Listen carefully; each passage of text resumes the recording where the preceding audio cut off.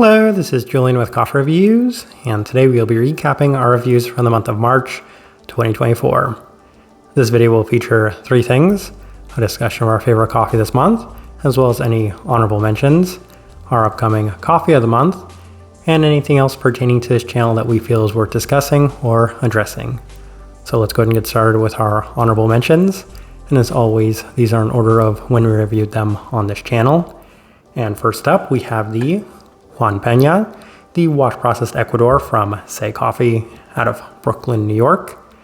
And this is the first Juan Pena Mejorado that we reviewed this year, and it sets the benchmark for us as we're going to be reviewing some other Juan Pena Mejorados from some other coffee roasters here in the near future.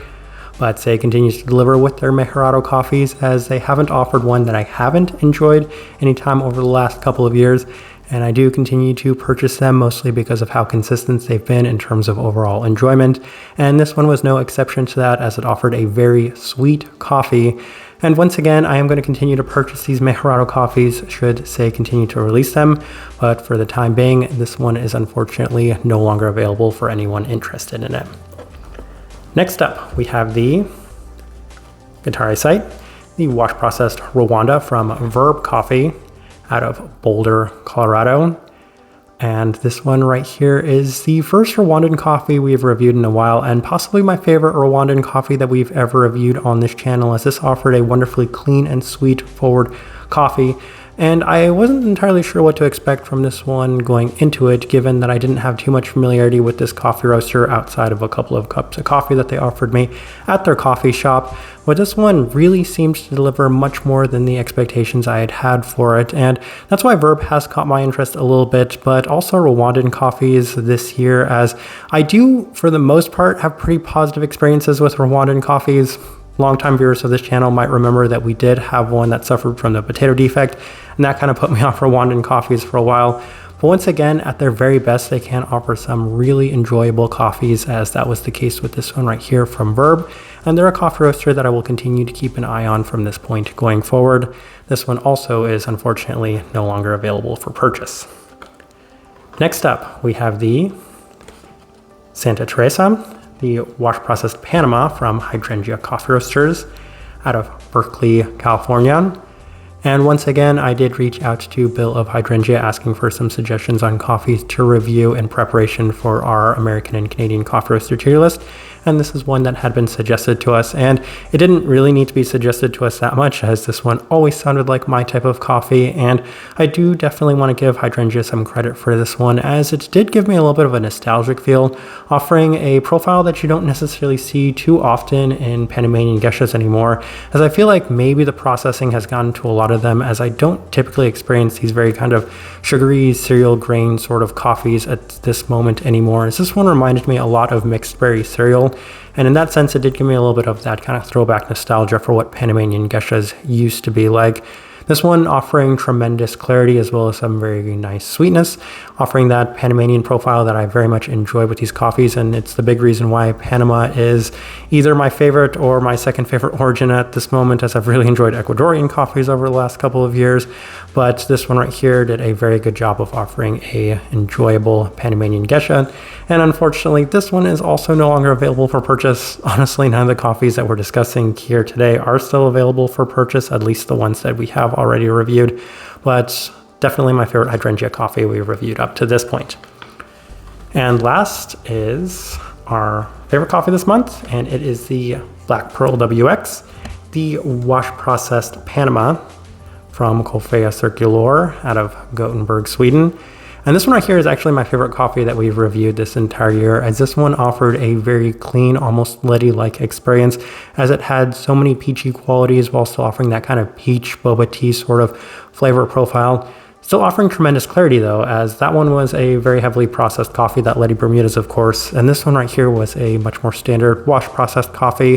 And I wasn't entirely sure what to expect of this one going into it. I just kind of looked at it and said, this one caught my interest because it sounds like the type of Panamanian geisha I would enjoy, only for it to turn out even more enjoyable than I had initially expected. And this one right here offering great clarity, of course, definitely scoring that level 5. And then in addition to that, some wonderful sweetness that was present in so many different manners. Of course, that bubble tea like sweetness, but most specifically that peachiness that I do enjoy from pretty much any coffee that offers that peachy component to it. Given that this was the dominant flavor profile in this one with that really high level of clarity, it's not too surprising that this one is my favorite coffee of the year as of this moment, and I wish it was still available for purchase, as this one seems to go pretty quick, and I don't think a lot of people got an opportunity to try it, but massive credit to Café Circular. As I've mentioned before in the past, they are one of my favorite coffee roasters in the entire world, and this is one of the big reasons why they're continuing to deliver with such special coffees as this one right here.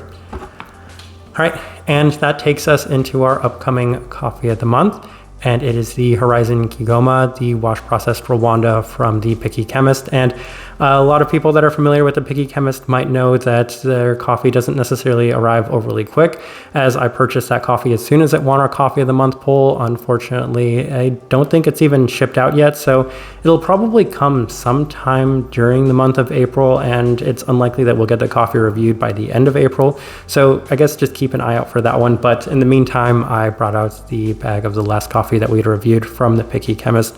They're based out of Chouffontaine, Belgium, of course. I can't forget how to pronounce that city because we've said it quite a bit over the last couple of years. And it's kind of interesting to me just how well that coffee did in that Coffee of the Month poll, because I'm going to talk about it a little bit more in the next thing, but it was up against some coffee roasters that had been highly suggested to us in our coffee roaster tier list.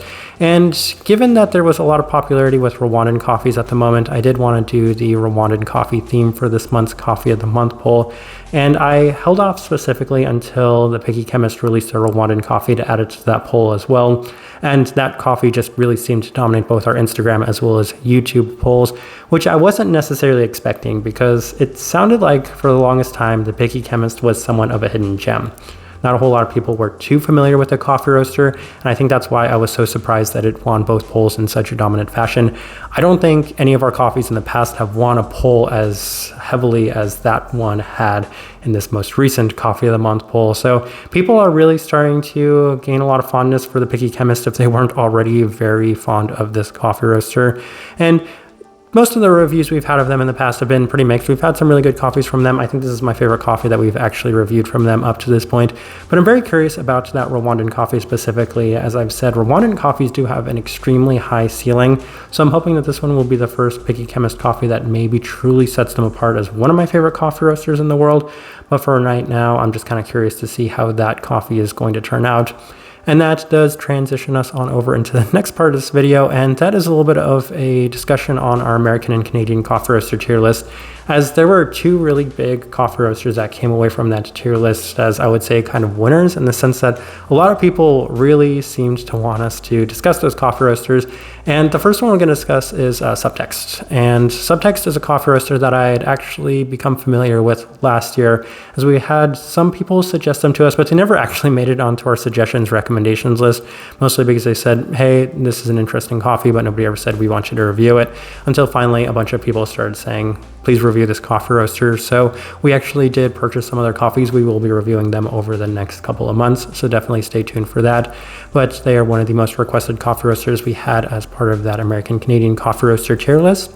And then the other one is S&W, and that's where it gets kind of interesting, is because S&W has now become the second most requested coffee roaster we've ever had on this channel. The first, of course, being the Picky Chemist, funny enough. And we put S&W in that Coffee of the Month poll, and we put it in previous Coffee of the Month polls. It just performs somewhat poor in all of the Coffee of the Month polls. So I think that there's maybe a very small, diehard contingent of S&W fans that really want us to review the coffees that they offer. And for that reason, I am looking to purchase from them sometime here in the near future. Though I think it's kind of tricky because I've looked at their website a lot, and I'm continuing to try to find something that's very unique or sets them apart, but it has been a little tricky. I think maybe what I'm leaning towards a little bit more is their sample bags, doing 3 of those 100-gram bags and kind of trying out a couple of their different coffees to maybe get a good impression, like a starting impression of their coffees as a whole. So that's something that I'm going to be looking into here in the near future, given just how many people have requested us to review that specific coffee roaster. And that does take us into our final thing. And I just wanted to touch on this real brief, as we've had also a number of people requesting us to record some videos kind of discussing our V60 Chemex recipe, water recipe, showing our equipment, brewing equipment, all of that. And this is something I discuss every couple of months in one of these monthly recap videos, mostly because it just kind of is for maybe some people that aren't familiar with what I've said in the past. We'll get around to it at some point. If I'm being completely honest, it's not my biggest priority. It's not the type of content that I specifically enjoy reviewing. I think the biggest reason for that is because there are so many people out there that do that sort of content, and that's why I was found this to be a little unique, is not as many people are discussing the coffee itself, but rather the equipment or the brew recipes, that sort of thing. So I understand it's something that people want us to do, and that's why I have made it a point to try to come up with a good idea and release that at some point here in the near future. I just haven't necessarily found a great way of how I want to go about it. I don't have the equipment to record it, and it's, once again, something that I'm not overly passionate about. So when I do get around to doing it, I think I'm just maybe looking for a little bit more motivation to actually find a good way to do that and release it as well. So that is something that is in the works. Again, I don't think it's something that's going to be coming up here in the very near future, but it is something that will happen over time. I think that's the best way to wrap up this monthly recap video. As I always say, if you enjoy the content, give this video a like, subscribe if you're not already subscribed. But this right here has been a recap of our reviews for the month of March 2024. Thank you for watching.